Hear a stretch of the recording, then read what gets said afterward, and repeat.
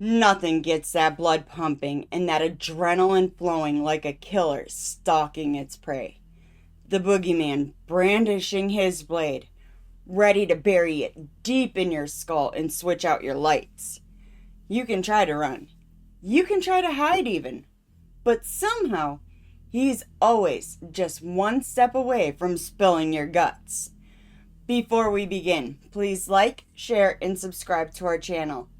With that being said, I'm your host, Jamie, and here are the 10 best horror movie chase scenes. Number 1. Trish Jarvis versus Jason Voorhees. Friday the 13th, Part 4, The Final Chapter. Friday the 13th, Part 4, The Final Chapter, which it is not, is the first Friday the 13th sequel that feels like it has an appropriate budget. The lighting and general camera work, which includes tracking and crane shots, are more professional than anything we'd seen in the series thus far. The Friday the 13th series isn't notable for its particular chase scenes, as Jason typically stalks and lumbers. But Paramount pulled no punches with what they intended to be the final installment of their popular franchise. Jason is near his iconic aesthetic in Part 4. The film is the first one that truly recognized Jason as the star.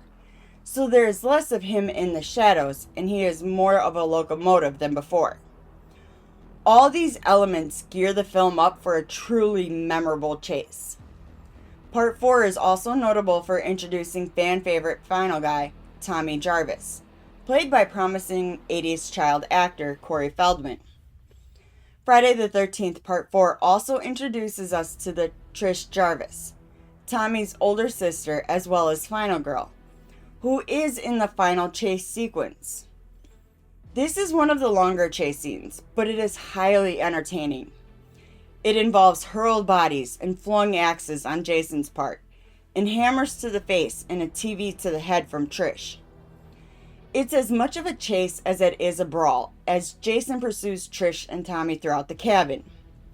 My favorite parts are Jason charging through the cabin door near the beginning of the chase, and quite literally shattering it.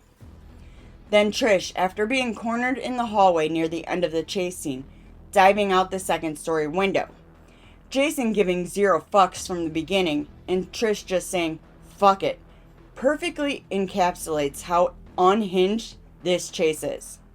Make sure to check it out on AMC Plus, Paramount Plus, Philo, Sling, Roku, Prime, Google Play, Apple TV, or Fandango. Number 2. See Paris Die, House of Wax. The aughts saw a slew of horror remakes. Most were panned by critics and loathed by audiences, but were hits nonetheless. 2005's House of Wax was no different. However, retrospectively, many of the said remakes are not as awful as they were given credit for, but they were in the shadow of much greater films. Regardless, House of Wax did have a thing or two going for it. If you're into slashers, House of Wax is pretty generic in terms of one, albeit with a decent cast and some cool gore effects. The story goes that a group of teens take a shortcut on their way to a football game, and end up in a small town with a strange wax museum. The killer encases his victims in wax. One of the characters is played by Paris Hilton, and her chase and death is perfectly exploitative. She's chased from the campsite to an abandoned car in some sorts of rustic parking garage. She also happens to be in red lingerie of the sorts during this scene. In the middle of the chase, she is running barefoot on grated metal staircase, to which the killer is able to stab through and slices the back of her heel, which definitely will make you recoil. She eventually picks up a broken steam pipe and hides in an abandoned car, and even fends off the killer while escaping the car. Of course, he finds a broken steam pipe of his own and lunges it at her as she peers through car windows, impaling her in the eye socket. It's a fun chase, a cool death, and I'm sure there are plenty of puns regarding Hilton being impaled by a pipe on a camera again. Not that there's anything wrong with that, But take some time to check this out over on Sling, Prime, Google Play, Apple TV, or Fandango. Number 3. How Leatherface Met Sally, The Texas Chainsaw Massacre. The Texas Chainsaw Massacre is director Tobe Hooper's classic 1970s horror film that reflects the slasher subgenre in its more rudimentary stages. The film would have had one of the earlier notions of a final girl in Sally. Sally, played by Marilyn Burns, is on a road trip with her friends to her family's farmhouse. She is cued to take said trip after hearing that a grave robber has been defiling graves where her grandparents were buried. Of course, the group runs out of gas near a run-down small town.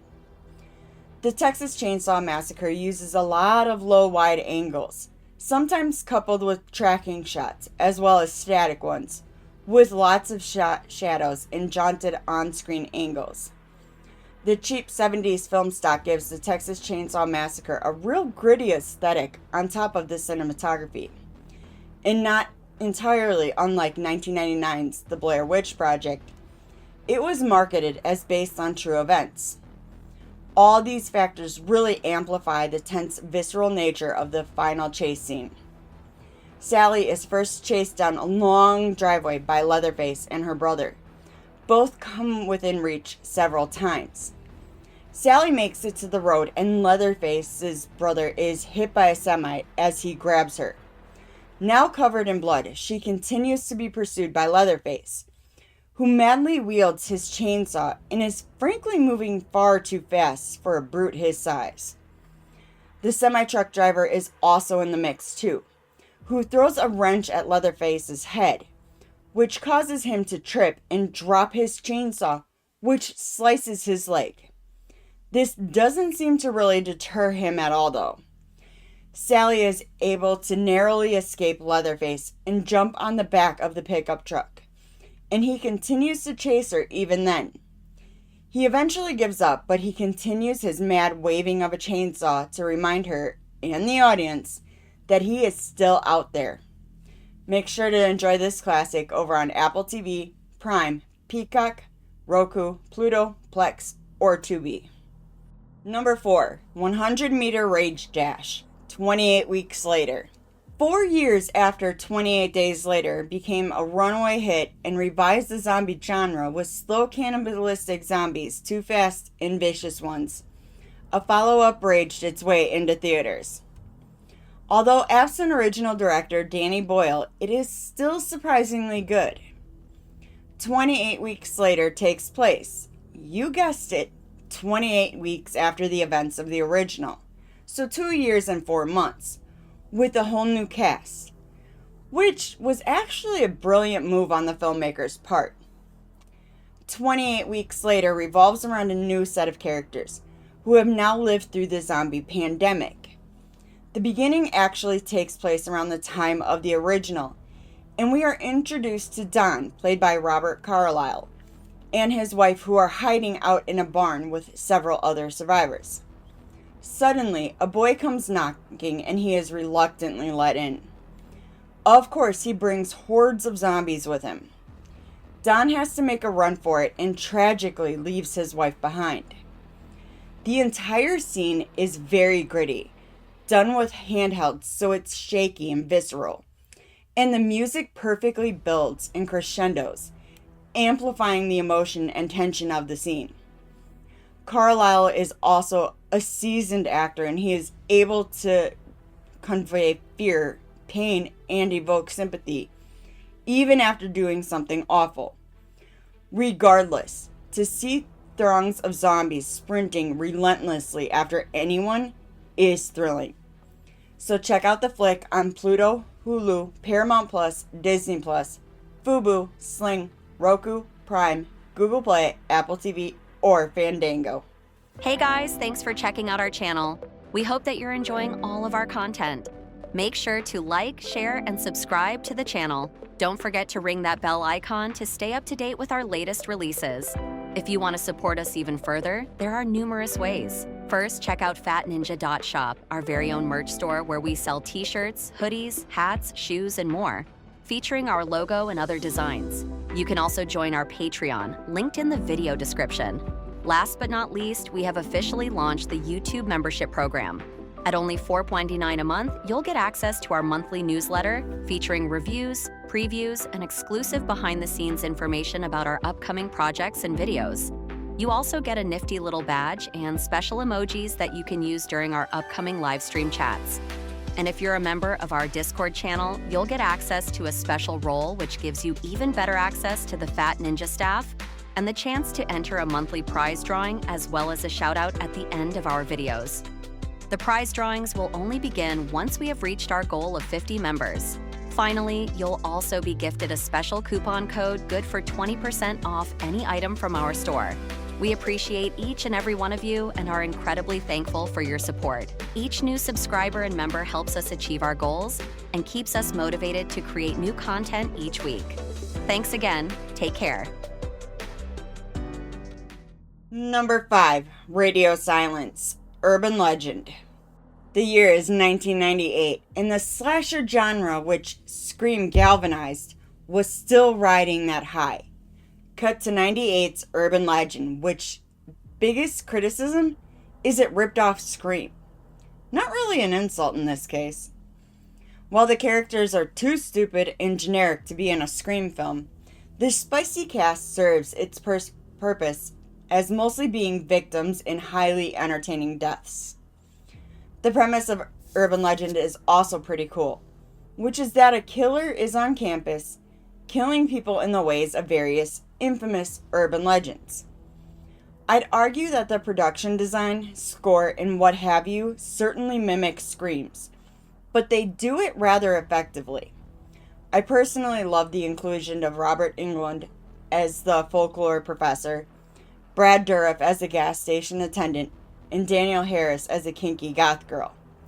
For those less familiar, that's Freddy Krueger, Chucky, as well as Jamie Lloyd from Halloween 4 and 5. The top tier chase in Urban Legends is the one which the killer is chasing down Sasha, played by Tara Reid, who is a sex radio show DJ. The chase begins while she's on the air in her recording booth. She sprints and weaves down hallways where she comes face to face with the killer a couple times, as well as his axe. She eventually lands in the radio station lobby, which itself is an impressive set piece. This particular scene, combined with a lot of elements from the opening scene of Scream and Cece's chase scene in Scream 2, while not as good as either, the high adrenaline moments that led to Sasha's untimely demise still made for an exciting sequence. Make sure to take some time to check this out on Max, Hulu, Prime, Google Play, Apple TV, or Fandango. Number 6, Hunting Helen, I Know What You Did Last Summer. 1997's I Know What You Did Last Summer was the first post-Scream slasher, which not only was written by screenwriter Kevin Williamson, but its writing style and production design Scream 90s slasher. It had a hot young cast of rising actors, including Jennifer Love Hewitt, Freddie Prinze Jr., Sarah Michelle Gellar, and Ryan Phillippe. The film sees these high schoolers driving on a winding road after partying, where they hit and believed to have accidentally killed a man on the road. A year later, they start receiving sinister messages by someone who claims to know what they did last summer. While I enjoyed I Know What You Did Last Summer, it is narratively convoluted and somewhat cliche. It just came packaged in the fresh 90s aesthetic. Regardless, it does have its moments. There is one particular chase scene with Helen, Sarah Michelle Gellar, that is well executed and even shocking. Helen is chased through a store at nighttime by the killer with a hook. The store is dark with draped mannequins, so the audience is at the edge of their seat wondering if one is perhaps the killer. Helen narrowly escapes death several times. She even makes it out of the store into an alley. In any other film, she'd be home free, but she gets iced the last second. It was also a shock at the time since Gellar was seen as lead, thanks to her starring role in the hit Buffy the Vampire Slayer.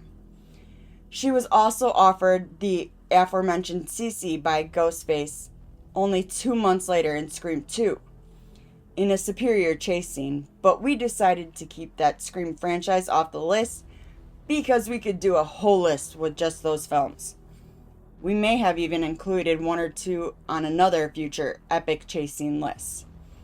But check this out on Tubi, Peacock, AMC Plus, Philo, Sling, Roku, Prime, Google Play, Apple TV, or Fandango.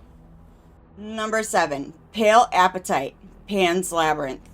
Pan's Labyrinth is brilliant auteur filmmaker Guillermo del Toro's magnum opus, even though Shape of Water got the acclaim for it years later.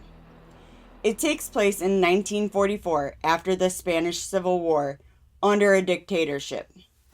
Ophelia, a young girl who is the incarnate of a fairy, discovers a fantastical labyrinth where she must complete tasks assigned by Pan in order to return to her kingdom.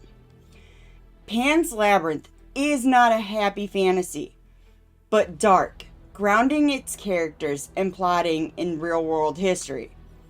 Regardless, its production design and art direction are stunning. They are accompanied by a beautiful score and emotional storytelling.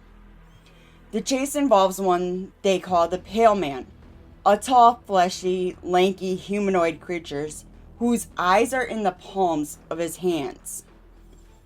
Ophelia is warned to not eat any of the food on the table where the Pale Man eats. But not only does she eat a grape, she doesn't do it very discreetly.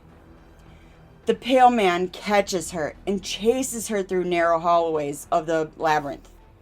Her only way out is to draw a door with magic chalk from Pan. But the surface she has to use is the ceiling. Ophelia has to climb a rickety ladder and draw a door on the ceiling, while the audience has to watch in terror as the Pale Man lumbers down the hallway. If you're not afraid of subtitles, check this one out over on Tubi, Google Play, Apple TV, Fandango, or Prime. Number 8. Slow-Mo Massacre, The Final Girls. The Final Girls, which is now about a decade old, is a modern meta film in the vein of Scream. The term Final Girl was coined by film scholar Carol J. Clover in her 1987 article, Her Body Himself, Gender in the Slasher Films. The term has since expanded out of academia and into mainstream. Throughout the 80s particularly, and even prior to, Clover observed that slasher films often ended with a lone surviving girl, against all odds, who had defeated and or escaped from the insidious slasher after some sort of climactic chase. The film The Final Girls involves a group of girls who get trapped in an 80s slasher. They have to navigate it using their knowledge of the genre tropes to survive. The Final Girls is stylish, funny, and self-aware, so of course there comes a chase sequence that encompasses all of this. It looks and often plays like classic 80s slasher, and its climactic chase sees the entire ensemble forced into a slow-motion chase, which you should check out on Peacock, Prime, Google Play, Apple TV, or Fandango. Number 9. I Dropped My Chainsaw, American Psycho. Is it a reflection of the destructive nature of capitalism, a chilling portrayal of toxic masculinity, or sharp satire about yuppies? Cult classic American Psycho is all three of the aforementioned, and probably one of the most popular films no one knew was directed by a woman. Mary Herron's cinematic craftsmanship of the film is almost as great as Christian Bale's psychotic bravado, as he plays breakout role of Patrick Bateman. Bateman is an investment banker in the 80s, and has an unhealthy concern for status and keeping up with the Joneses. So much that he actually has psychotic episodes, and eventually murders a contemporary out of jealousy. One of American Psycho's most iconic sequences involves Bateman chasing a prostitute through his apartment with a chainsaw while nude. When she sees him getting violent with another hooker, she runs through his apartment, stumbling about and running into bodies, including some wrapped in plastic and hung neatly in the closet. Keep in mind, this is an upper-class apartment, so there's a lot of rooms and hallways. Bateman attacks a hooker, even biting her, but she fights back. She makes it out into the complex's hallway, and even all the way down the spiraling staircase. He manages to take her out after he drops the chainsaw on her in an incredible feat of aiming. Find some time to enjoy this over on Netflix, Paramount Plus, Hulu, Fubo, Sling, Roku, Google Play, Apple TV, Fandango, or Prime. Number 10. Chilling Maze, The Shining. Despite Stephen King not being a huge fan of the adaptation of The Shining, legendary filmmaker Stanley Kubrick made a classic piece of horror cinema with his version of The Shining. Jack Nicholson plays within his wheelhouse with his character's descent into madness, and he absolutely killed the role. Add Kubrick's masterful cinematic finesse, including a hair-raising score, larger-than-life set, stunning camera work. The Shining is a masterpiece. The story involves Jack Torrance, who with his family are to act as caretakers of the Overlook Hotel while it's closed, and he writes a book. Jack is a recovering alcoholic with a temper. He and his family manage to get cabin fever despite the vastness of the hotel during the winter season, feeling the effects of isolation. And to top it off, the hotel is haunted. One of the most iconic scenes is a chase through a hedge maze out in the snow. This sequence is so influential that film scholars also still discuss and study it today. It's a masterclass in generating an atmosphere and tension through its intercutting and sound design alone. You can practically feel the chill in the air and the sheer terror in Jack's son and his wife as they make their way through the maze. They are desperately trying to find their way out while covering their tracks and endure the cold as Jack is out to kill them. This scene contains a lot of low, wide angles, dolly tracking shots that convey the intensity and grandeur of what's happening to the characters while simultaneously making the audience feel like they are maneuvering through the maze with the characters. Speaking of finding your way, you can watch The Shining if you find your way over to Max, Hulu, Prime, Google Play, Apple TV, or Fandango. Thanks for checking out the video. Did we leave any films off the list? Let us know in the comments. If you enjoyed the video, please like, share, and subscribe to our channel. Don't forget to tap that bell icon to stay up to date with our latest releases. You can reach out to us on Twitter or X at StudiosFat, or chat with us on Discord, linked below. If you're really enjoying our content and want to help support us, click that join button for exclusive content, rewards, and perks.